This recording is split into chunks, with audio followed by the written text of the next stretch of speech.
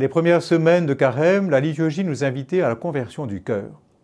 Il s'agissait de changer de vie, de changer de cœur, de réviser notre manière d'agir et de penser pour nous ajuster à ce qui est bien et juste devant Dieu. Depuis quelques jours, le ton change. Le conflit entre Jésus et les chefs des prêtres se fait jour et s'exacerbera jusqu'au paroxysme de la passion. Face à la tragédie de la rédemption, il ne nous est pas possible de demeurer neutres comme de simples spectateurs. Il nous faut faire un choix. Sommes-nous pour Jésus ou bien sommes-nous contre Jésus? Déjà dans l'évangile de ce jour, on rapporte que, tandis que Jésus enseignait, la foule se divisa entre ceux qui étaient prêts à le reconnaître comme Messie et ceux qui s'interrogeaient sur son origine. C'est ainsi que la foule se divisa à cause de lui.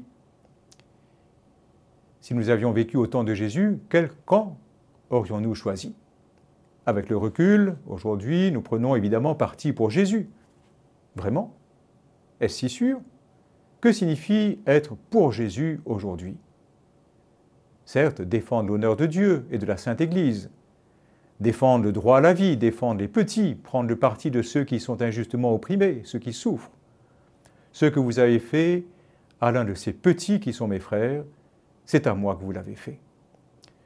Ceux qui, au cours de l'histoire de l'Église, ont pris le parti de Jésus, ont payé de leur personne. Combien de témoins de Jésus ont souffert pour son nom? Combien ont connu des épreuves diverses, des persécutions, des tracasseries, des peines sans nombre, parfois jusqu'au martyre? Ceux qui veulent vraiment se mettre au service du Seigneur et des plus petits de leurs frères ne doivent pas être étonnés de connaître l'épreuve, qu'ils rendent grâce à Dieu, parce qu'il leur a été donné, pour reprendre les mots de l'apôtre Pierre, non seulement de croire en lui, mais aussi de souffrir pour lui.